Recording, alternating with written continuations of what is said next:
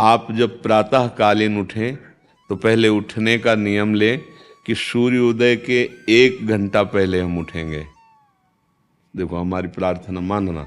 तो इस समय सूर्योदय कई बजे होता है?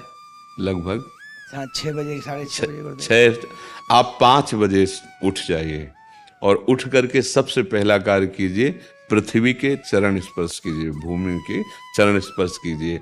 और फिर आप जिस आसन पर बैठे हैं, देखो ध्यान से हमारी तरफ सुनना, जिस आसन पर बैठे हैं, जिस पे शयन किए थे, जिस सैया पर सोए थे, पृथ्वी को प्रणाम करने के बाद उसी सैया में 5 मिनट केवल बैठ जाइए और 5 मिनट बैठकर 5 संतों का नाम ले लीजिए।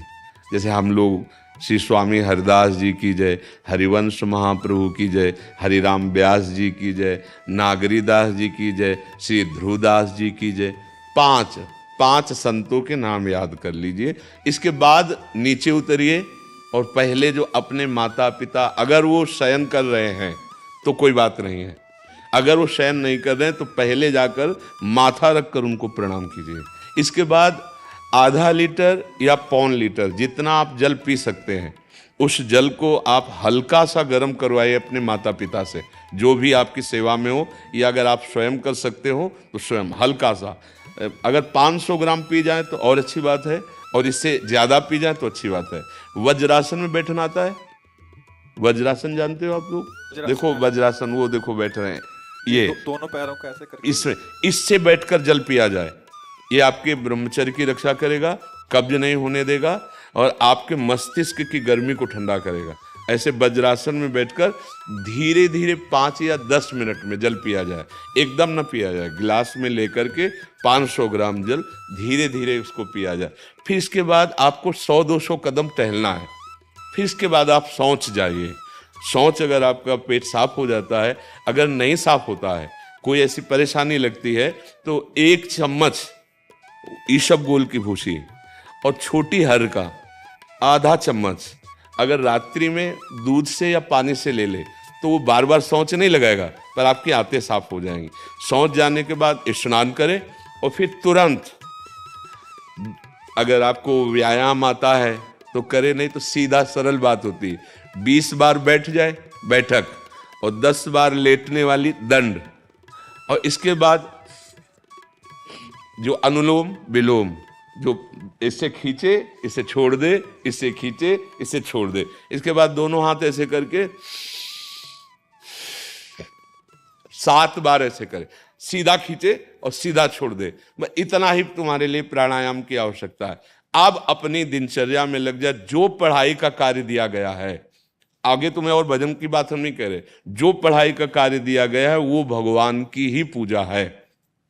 आपकी दिनचर्या जो आपको अपने गुरुजी या टीचर जी को जाके प्रमाणित करनी है, कल जो पढ़ाई गई थी आज के लिए, वो आप सुबह सुबह उस समय व्यायाम के बाद, तो आप देखना आपकी स्मृति बहुत प्रवीण हो जाएगी। अच्छा, ये आपकी प्रातःकालीन दिनचर्या है। जब आप अपने गुरुदेव के पास स्कूल जाएं, तो हमें आजकल का तो अब पता नहीं, पर हम लोग जब जाते थे तो अपने गुरुजी को प्रणाम करते थे। तो जो स्कूल में आपको पढ़ाई पढ़ा रहे हैं वो तो बात है, अब आपको जो हम खास बात बताना चाहते हैं वो कि देखो अभी छोटे छोटे बच्चे हो, बच्चों में कुछ बच्चे ऐसे गंदे बच्चे होते हैं जिनके गंदी बातें दिमाग में आ जाती हैं और गंदी बातें वो करने लगते हैं आचरण में। आप लोग इतना तो जानते ही होंगे कि गंदी बातें किसे कहते हैं। आप लोगों के पास अगर मोबाइल है तो कभी गंदी बात देखना नहीं। कोई भी बच्चा अगर गंदी बात दिखाए तो अपने टीचर से या अपने माता पिता से जाके शिकायत करनी चाहिए, वो बहुत हानिकारक होती है। कभी कोई भी गंदी बात अपने द्वारा नहीं होनी चाहिए।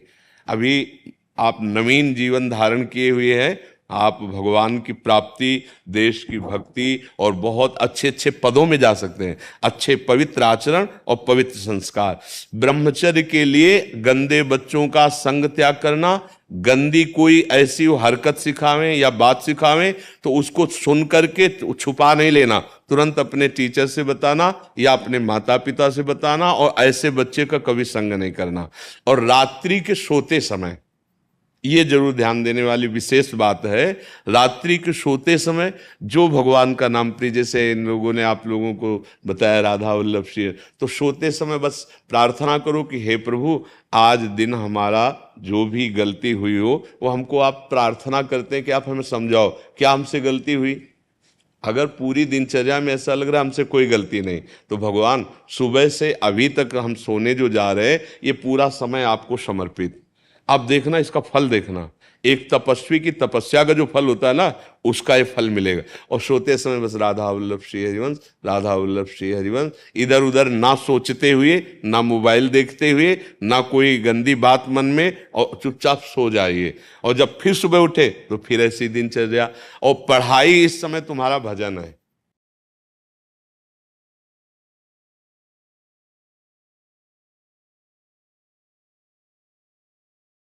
धन्यवाद आज का सत्संग सुनने के लिए।